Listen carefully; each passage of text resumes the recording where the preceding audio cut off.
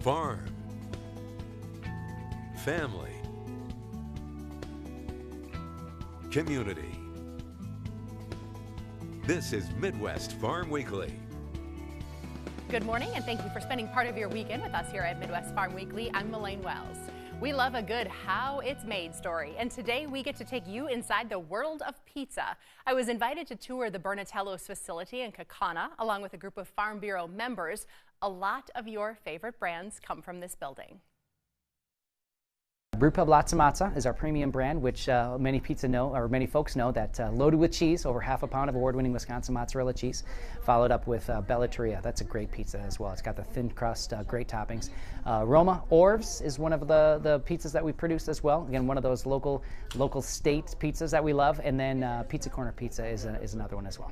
Roma pizzas are cruising through the line today. The company's manufacturing headquarters produces over 100,000 pizzas per day.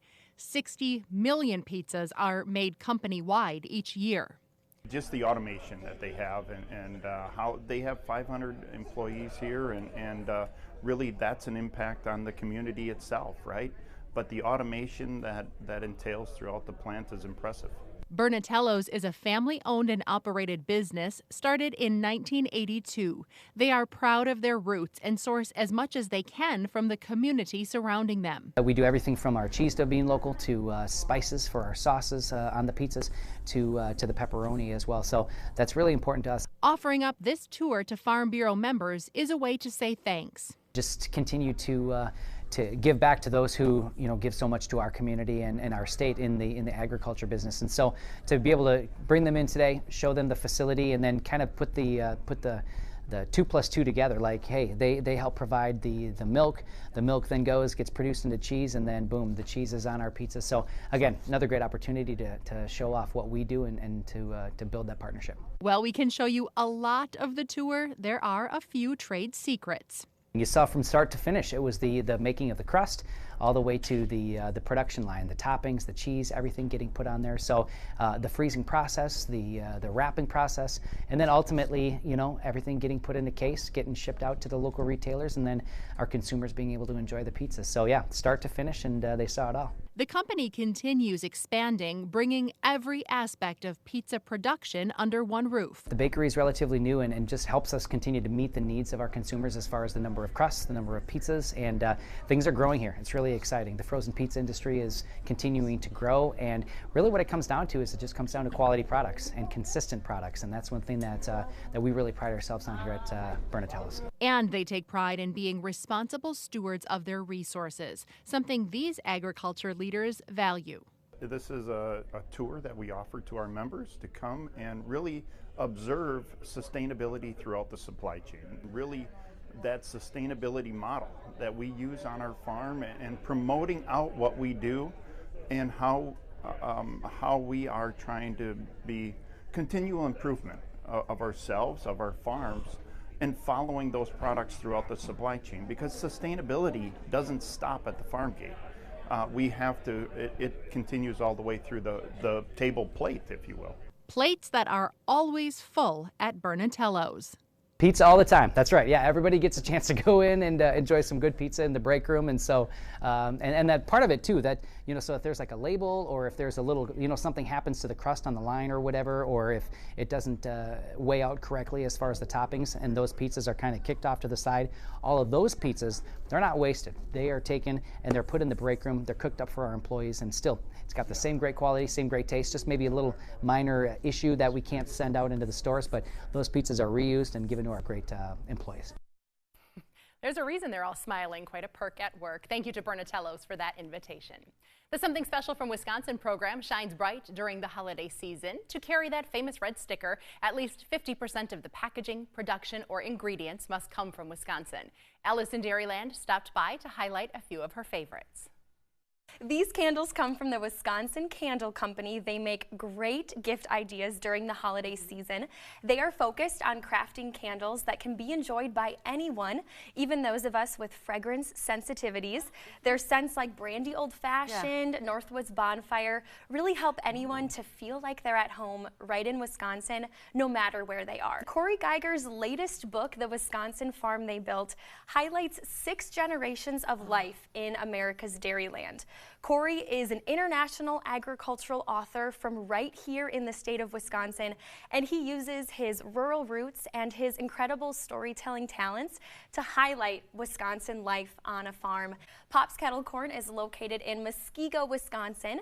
They started as a business to perfect the kettle corn recipe, and that has since expanded to offering 40 mouthwatering flavors. They have their traditional kettle corn or more daring flavors like spicy jalapeno. You can find Pop's Kettle Corn in retail locations across Wisconsin. And this is just the tip of the program. Nearly 450 companies participate in the Something Special from Wisconsin brand.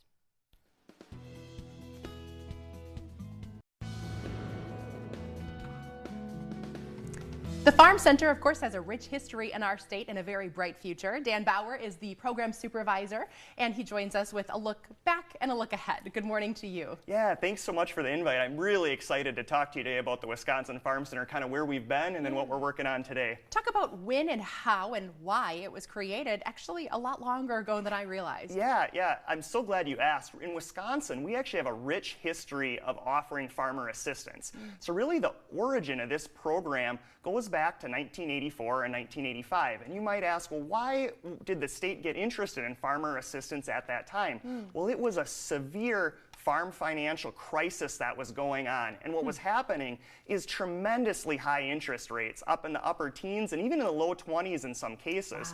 Wow. And that was doing is collapsing the value of collateral that people had pledged on their loans. So all of a sudden you had all these farms that were newly underwater trying to figure out, how can I borrow money to operate? How can I sell a farm if there's no demand? You know, how can we keep these farms in business? So then the state of Wisconsin, what they decided to do is say, we have to get some credit advisors or credit counselors in the field to help farmers manage their debt during this crisis. And so in the mid-'80s, what they did is they trained 40 volunteer credit advisors. I think the thinking was, you know, how do we get help to people quick? Sure. Well, let's mobilize the people to know, the people that are willing to donate their time, and they're people that are passionate about trying to help. And that's really the origin of how the Farm Center started. Talk about the evolution. Some of those key points like the hotline have really maintained their need and really their importance in your services as well. Yeah, so if you go back, originally those credit counselors, again, started in like the 84 to 85. And then in 1986, we launched our farm mediation and arbitration program. And that's actually a partnership with the U.S. Department of Agriculture. So that's been around a long, long time. And then as you mentioned, in 1986 as well, we launched our toll-free farmer helpline. And that also is something that we continue to operate today. And then if you look more recently, there was an addition to the state legislature, gave us a mandate to also focus on helping veteran farmers, trying to bring veteran farmers into agriculture because they've got great work ethics, they've got so much to offer. And then most recently, we've actually launched what's called a Farmer Wellness Program. And so we're entering our 4th year of that. And so what I like to tell people, Melaine, is we've got rich history. And we still do a lot of what we did from day one. But then we're also trying to evolve. Like any program, like any business, we're really focused on trying to evolve those services to meet the needs of our changing client base. And low to no cost. If somebody is having questions or concerns, this is an incredible wealth of knowledge that they can tap into. Yeah, I'm so glad you brought that up. The point that I'd like to make is all our services are free and confidential. And why is that important? Well, the confidentiality is so important because if you're going to make a call to us and talk about your debt loads, talk about challenges you're having with siblings or challenges you're having with your lender relationship, you don't want the risk of that getting out into the community or getting out into other ag service providers. So again, everything we talk to you about as a caller is confidential. And as you mentioned, it comes at no cost. And so what I try to tell people is calling us, there's no risk. The only risk is the time you invest. And again, we're a team of 6, and we've got decades of ag and farm knowledge and experience. So my recommendation to farmers is if you have a question for us, just call. Like I said, it's no risk, it's confidential, and no cost. So I think there's all the upside in the world, limited downside. And sometimes just someone to listen, right? Yeah. You spend a lot of time in the barn with your cows, and they don't give it the best feedback always, right? Sometimes talking to someone else who's been there, walked in those shoes is really important. Yeah, that's such an astute point. On a typical day, we get about 4 to 6 calls to our team every day. Okay. And that is what the job is sometimes, is just connecting with people, building relationships with people, and being someone that actually understands. You know, farm culture is just such a unique way of life. You know, it's such hard work. It's a job people are passionate about, and people really see a lot of value in talking to somebody on the other side who shares those values and really understands their way of life. And we know how thin the margins can be around a farm, so this is something that isn't going to cost you, but really could have huge rewards when it comes to not only how you feel and your wellness, but also your bottom line. Absolutely. Again, very, very high upside, limited downside. In a business like farming that's so tough, you really have to search every opportunity you can for help, assistance, and guidance. Well, you will get all of the links to connect with the Farm Center on our website, wearegreenbay.com. Just click on Midwest Farm. You can reach them on the phone. You can reach them via email. They are open and a resource you should be taking advantage of. Thanks for the work that you're doing. Yeah, thank you so much for having me today. Good morning, I'm Storm Team 5 meteorologist Alexis Staniak. As of December 1st, our numbers for our drought monitor have improved greatly. We are less than 1/4 of an inch below where we should be for this time of year for precipitation, so we're right about at average here in Green Bay. Still an exceptional drought to our south and west, but here in Wisconsin, much better, especially much better than we saw through November and from this past summer. As of Thursday, so this is not including the rain that's come through this weekend, for the season we've seen just over 26 inches of precipitation come through, so a little bit below average for this time of year, and we are well below average still where we sat for liquid precipitation for the year of 2022. As of September 1st, we have accumulated just over 5 inches of snowfall. Last year at this time, we were at 3 inches of snowfall, so above average for that, above where we sat last year for that, but we are about 0.3 inches below where we should be for this time of year, so overall really right around average. Light snow showers to our north come through this weekend. Doesn't look like too much snow coming through within the next 10 days or so, and we'll see a little bit of liquid accumulation come through this weekend as well, anywhere from about 1/10 up to maybe 1/2 of an inch of liquid precipitation to come through here over in Wisconsin, and that's because of how warm it is. 43 degrees here on Saturday. A warm front lifted at the end of our past work week helped us warm up through this weekend and through Thursday and Friday of this past week. 34 for Sunday. There's our slight cool down to start off our next work week, and then we're above average again heading into Thursday and Friday of next week by about 10 degrees. So the Climate Prediction Center does keep us in this very warm category for temperatures within the next week to week and a half to even almost 2 weeks. However, we do stay below average going into the next 2 weeks or so here for precipitation across most of the northern Midwest, above average precipitation the further south you go of Green Bay. Stay with us. More ag news coming up after the break.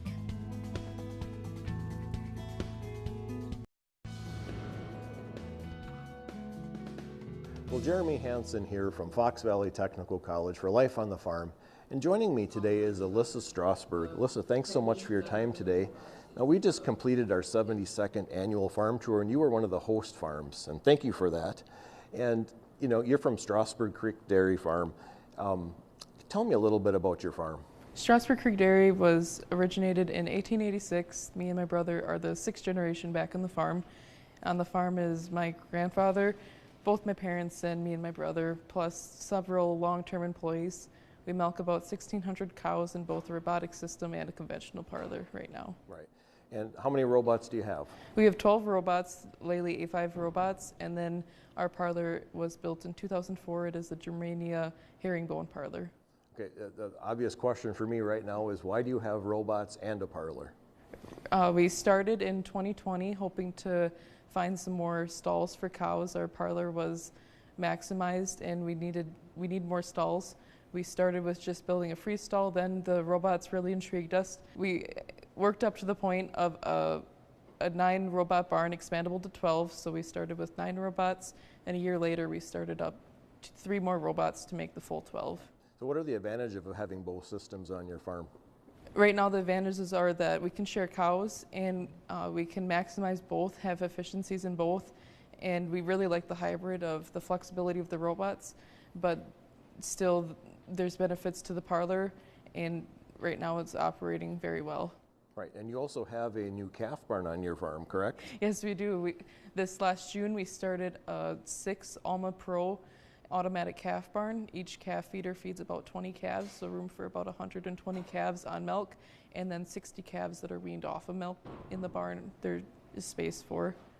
Right, and so what is your role on your farm? My role on the farm is I help with managing the herd.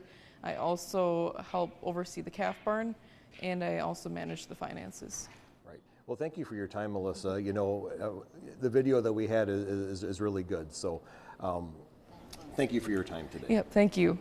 And now I'm talking with Jacob Strasberg. Jacob, thank you so much for talking with me as well. Could you tell me a little bit about your role on Strasberg Creek Dairy? So I handle a lot on the milking robots, a lot of the maintenance on them, and then I also handle all the crop planning and a lot of the agronomic decisions to be made on the farm. And you are also 6th generation on the farm? Yeah, also correct? 6th generation. Okay, yeah. just to be clear on that. Does your farm supply all of its forages that it needs? Yeah, we crop about 4,000 acres up in the western Channel County area, and we're able to supply all the feed that we need for our farm as far as haylage, corn silage, and then also we put up quite a bit of high moisture corn.